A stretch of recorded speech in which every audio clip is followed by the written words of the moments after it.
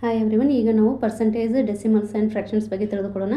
So ಇಲ್ಲಿ number 1 ಅಂತ consider ಮಾಡೋದಾದರೆ 100% ಪರ್ಸೆಂಟೇಜಲ್ಲಿ ಏನಾಗುತ್ತೆ, ಅದು 100% ಆಗುತ್ತೆ. ಸೊ ಡೆಸಿಮಲಲ್ಲಿ ಏನಾಗುತ್ತೆ 1.0 ಆಗುತ್ತೆ. ಫ್ರ್ಯಾಕ್ಷನಲ್ಲಿ ಏನಾಗುತ್ತೆ 1/1 ಅಂದರೆ ಒಂದೇ ಆಗಿರುತ್ತೆ. ನೆಕ್ಸ್ಟ್ 50% ಆಫ್ 1 ಏನಾಗಿರುತ್ತೆ, 50% ಅಂದರೆ ಇಲ್ಲಿ 0.5 ಅಂತ ಬರಿಬೋದು ಡೆಸಿಮಲಲ್ಲಿ. ಫ್ರ್ಯಾಕ್ಷನಲ್ಲಿ ಏನಾಗುತ್ತೆ, ಇದು 1/2 ಆಗುತ್ತೆ.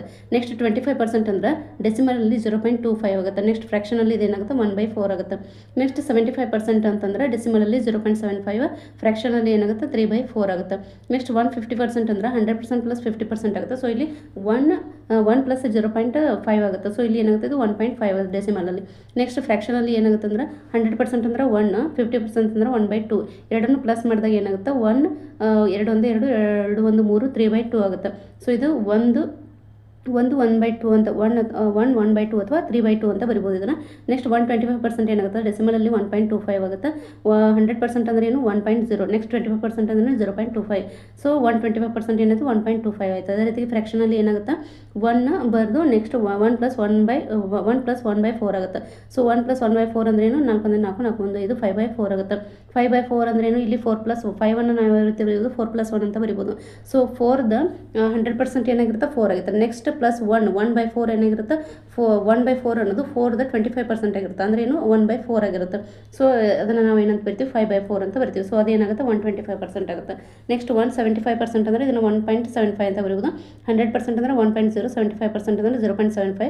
ಎರಡನ್ನು ಪ್ಲಸ್ ಮಾಡಿದ್ರೆ ಏನಾಗುತ್ತೆ 175% ಏನಾಗುತ್ತೆ 1.75 ಆಗುತ್ತೆ. ನೆಕ್ಸ್ಟ್ ಇಲ್ಲಿ ಫ್ರ್ಯಾಕ್ಷನಲ್ಲಿ ಬರೆಯೋದಾದರೆ 100% ಏನಾಗಿರುತ್ತೆ 1 ಆಗಿರುತ್ತೆ. ನೆಕ್ಸ್ಟ್ 75% ಏನಾಗುತ್ತೆ 3/4. ಇವೆರಡನ್ನು ಪ್ಲಸ್ ಮಾಡಿದಾಗ ಏನಾಗುತ್ತೆ 7/4 ಬರುತ್ತೆ. ಅದು 4 1 4 4 3 7 7/4 ಆಯಿತು. 7/4 ಅಂದರೆ 7 ಯಾವ ರೀತಿ ಬರಿಬೋದು ನಾವು 4 + 3 ಅಂತ ಬರಿಬೋದು. ಸೊ 4 + 3 ಅಂತಂದರೆ ಇದು 4ದ 100% ಏನಾಗಿರುತ್ತೆ 4 ಆಗಿರುತ್ತೆ. ನೆಕ್ಸ್ಟ್ ಅಲ್ಲಿ 100% ಆಯಿತು. ನೆಕ್ಸ್ಟ್ 75% ಯಾವ ರೀತಿ ಬರ್ಕೊಂಡಿವಿ 3/4.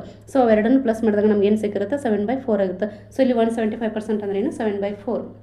ನೆಕ್ಸ್ಟ್ 200% ಅಂದರೆ ಡೆಸಿಮಲ್ನಲ್ಲಿ 2.0 ಆಗುತ್ತೆ. ನೆಕ್ಸ್ಟ್ ಫ್ರ್ಯಾಕ್ಷನಲ್ಲಿ ಏನಾಗುತ್ತೆ 2/1 ಆಗುತ್ತೆ. 2/1 ಅಂದ್ರೆ ಏನು 2. ಸೊ ಇಲ್ಲಿ 2 ಅನ್ನು ನಾವು ಯಾವ ರೀತಿ ಬರೀಬೋದು 1 + 1 ಅಂತ ಬರಿಬೋದು. 1 ಅಂದ್ರೆ ಏನು 100%. ಒಂದರದ್ದು 100% ಏನಾಗಿರುತ್ತೆ 1 ಆಗಿರುತ್ತೆ. ನೆಕ್ಸ್ಟ್ ಪ್ಲಸ್ 100% ಅಂದರೆ ಅದು 1.